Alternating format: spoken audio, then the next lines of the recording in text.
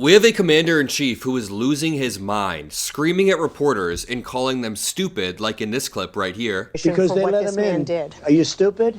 Are you a stupid person? Because they came on a plane. Moments later, he called Governor Tim Walz, quote-unquote, retarded. A week ago, he called to hang multiple Democratic senators. And after 2 National Guards members were shot in D.C., the nation is supposed to be able to look to the president as a beacon of steady-handedness, somebody who can provide moral clarity and keep the nation calm. Well, that's not possible when Trump, along with his entire administration, are running around with their heads on fire in a frenzy. I mean, Kash Patel, for example, crazy Kash Patel, the FBI director, is contradicting his own timelines. While Donald Trump is frothing at the mouth with vitriol in other places, yelling at reporters for no reason, we'll play that clip in just one moment, and Stephen Miller is on Fox News screaming, making up numbers about how many immigrants are here, so we can then use that as a pretext to increase ICE funding, increase the National Guard, and act their most authoritarian urges. Make sure you drop a like and subscribe to the Adam Mockler feed, because we're going to break all of this down and push back against any bullshit that is being thrown out after a tragedy. Like, this is genuinely a very tragic moment. Somebody lost their mind and shot 2 National Guard members in D.C. We don't even know the exact motive yet. It takes time to figure some of this stuff out. So on the Adam Mockler Show, we're not going to jump to conclusions and say crazy shit about why this happened, but we can objectively say it was a tragedy. Right before the holidays, a 20-year-old National Guards member named Sarah Beckstrom was killed. She unfortunately died yesterday on Thanksgiving. And there is one other National Guards member who is in the hospital still. These are people who should be with their families on Thanksgiving. They should be back at home. National Guard members, when you're told to sign up in high school or maybe even early college sometimes, they say that it's just like a little bit extra money. You get to protect your area. You get to oftentimes help during a natural disaster. If there's a flood or if there's something that happens, you get to protect your area. These people, 20-year-olds, 22-year-olds, were sent over to D.C. from West Virginia and were stationed there for a while in a disgusting way. And after a tragedy happens, the administration wastes no time to stir things up even further and try to foment hatred. Trump is screaming at people, calling people the R slur. Let's start off here with Stephen Miller on Fox News last night, making up numbers saying that 20 million immigrants came here over the past 4 years, which is absolutely impossible. That would be insane. The real number is, I believe, 10 million illegal immigrants are in the country, 10 to 12 million, and they came over the past few decades. That is in total, not over the past 4 years. So after these lies, after he tells lies, he uses that as a pretext to foment hatred. What you heard tonight from President Trump, the breaking news here tonight, is saying that his government is going to accelerate efforts to review every person added to this country over the last 20 years, or the last 4 years, all 20 million. Now, obviously, Freudian slip. It was more like 20 years. He slips it out on accident. But listen to how heated he gets. Like, this guy's blood pressure must be high all the time. if you're illegal, you're out automatically. But everybody else who is brought here, refugee, asylum status, whatever status, as he said, if you're not someone who loves this country, if you're not any benefit to this country, then we're going to send you out of this country. Because it's enough already. No one else has to die. No one else has to be murdered. No one else has to be shot. No more empty seats are needed at the Thanksgiving table or the Christmas table. I mean, listen, I agree that nobody should be unnecessarily shot or murdered and empty seats are horrific, but it's not what he's saying here is not exactly true. Immigrants, even illegal immigrants, commit crimes at lower rates than native-born citizens, both violent crimes, drug crimes, property crimes. They all commit crimes at a lower rate. So what he's doing is trying to find a scapegoat group to foment hatred about when this is just not matching up with the reality. And he's doing this on Fox News every single night, just screaming about how they're killing, they're raping, they're blah. Because of what Democrats have done to this country. So tonight we heard from a commander-in-chief a historic announcement, a brave announcement, exactly what America needed to hear, Kelly. He's talking about the announcement where Trump calls Governor Tim Walz, quote-unquote, retarded. I mean, Sarah Longwell says in response to Trump's long post. In Trump's long post, he says, anybody who's here and is a foreign national risk and is a security risk or non-compatible with Western civilization, even if you are naturalized, will be removed. Sarah Longwell from The Bulwark says, sit with this for a second. Trump is talking about taking away citizenship for naturalized citizens who, by some totally arbitrary definition, quote-unquote, undermine domestic tranquility. So a naturalized parent or spouse of a U.S.-born citizen who is critical of Trump could be threatened. This is exactly how you silence dissent. This is incredibly, incredibly fascistic. Then, Kash Patel, yesterday, gets in front of the cameras, gets in front of the mic, and is asked, can you clarify the timeline of when the suspected shooter was granted asylum? Because, spoiler alert, he was granted asylum in April of 2025.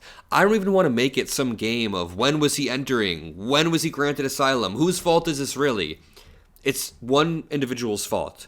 The individual who did it. I'm a big proponent of individual responsibility. We don't blame the entire left for one shooting, or we don't blame the entire right for one shooting, unless the person who did the shooting was stirred up directly by Donald Trump. But in this case, it seems to be some crazy lone wolf. So when Kash Patel is asked about this, he can't even answer. They don't even want to concede that this happened under Trump. And Secretary Kristi Noem has put out details specifically related to your other questions, so I'll let that speak for themselves.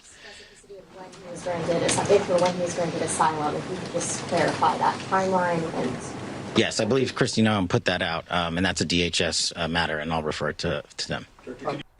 And Secretary Kristi... He immediately tries to swipe it over to Kristi Noem, and then Trump, when he gets asked the same question, melts down into a reporter. This is the question that hurts all Republicans right now.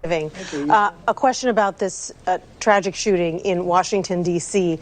U.S. officials say that the suspect worked very closely with the CIA in Afghanistan for years, that he was vetted, and the vetting came up clean. He went cuckoo. I mean, he went nuts. And that happens, too. It happens too often with these people. You see them.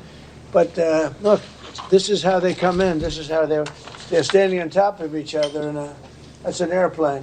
There was no vetting or anything. They came in unvetted. And we have a lot of others in this country. We're going to get them out. But they go cuckoo.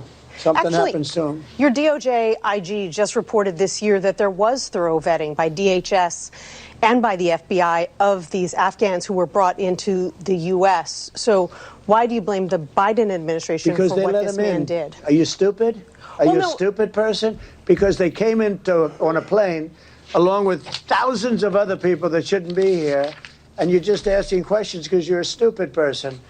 And there's a law passed that it's almost impossible not to get them out. You can't get them out once they come in. And they came in, and they were unvetted, they were unchecked, there were many of them, and they came in on big planes.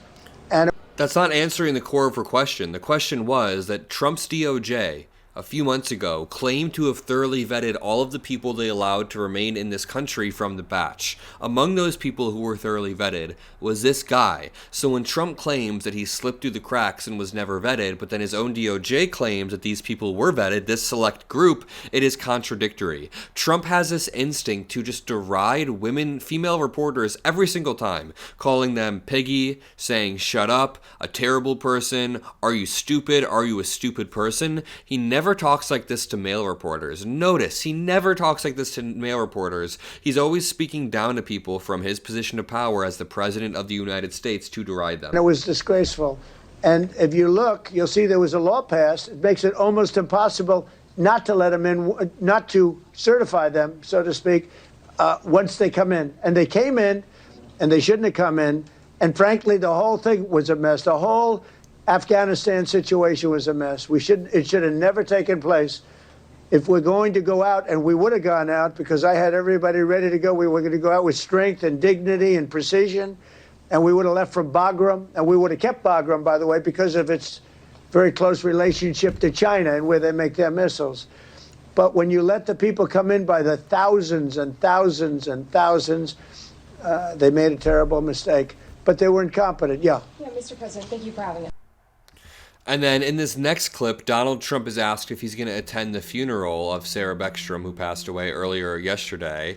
And he immediately starts bragging about how much he won West Virginia by. I've never seen anything like this in my life. This is incredibly disrespectful and rude. It's in the early stages, obviously, but do you plan to attend Sarah's funeral? I haven't thought about it yet, but it certainly is something I could conceive of. I love West Virginia. You know, I won West Virginia by one of the biggest margins of any president anywhere. And it's, you know, these are great people. I love the people of West Virginia. I love the people of our country. But I haven't given it any thought, but it sounds like something I could do, yeah. Our president is mentally ill. It's malignant narcissism to be asked about the funeral of someone who passed away in D.C., close to where the White House is, and then you talk about how much you won West Virginia by. Trump then continues to just kind of go off. He slams the table and runs off in this clip. Very much, everybody. Go ahead. Afghans, do you believe that about this asylum claim that is being floated? Of course, you just detailed that this suspect was flown in under the Biden administration. Yeah. But was he granted asylum under your administration? When it comes to asylum, when they're flown in, it's very hard to get them out, no matter Wait, it's a woman reporter. Are you going to get aggressive, Trump? You should get aggressive. Remember, it's a woman reporter. how you want to do it. It's very hard to get them out. But we're going to be getting them all out now. Thank you very much. Oh, he slammed the table and got aggressive. Great. Every single time a woman reporter asks him anything or he interacts with any woman, any female in politics, he gets uniquely aggressive. Trump refuses to directly admit in this clip that his administration granted the D.C. shooter asylum. After Trump slammed the table, he ran off. That presser was over. Judge Jeanine Pirro of D.C. hops on to Fox News, where she used to be a reporter. Now she's the judge in D.C., like the interim. I don't know. It's crazy. Half of Trump's administration or picks are just straight off of Fox News. And she begins to admit it immediately. She admits that there was no vetting. Now, she tries to say there was no vetting under the Biden administration, but what she's actually saying is there was no vetting under the Trump administration when this person was granted asylum back in April. Remember that. I don't even like playing this blame game. It's not a blame game. This was some random lone wolf, but it's just they are trying so hard to spin this as Biden killed this young woman. It's tragic, and that's just not the case. And let me say one more thing, and it's not about this case, it's about vetting in general. The nonsense that the left gave us with this Operation Welcome Allies. Look, there was no vetting. If you think there was vetting, I have a bridge to sell you. Okay. Operation Welcome Allies was also signed on by a lot of Republicans who are veterans. This was rather bipartisan. I believe only 15 people in the House voted against it. The rest of the members voted for it because they thought, dude, we can't just leave these people out in the dust. They helped the United States military in Afghanistan. Judge Jeanine Pirro is rewriting history, and when she says there was no vetting, she's implicitly, explicitly at the same time admitting that her administration didn't vet these people properly either. I'm going to leave it there. Drop a like, subscribe. I love you all, and peace out.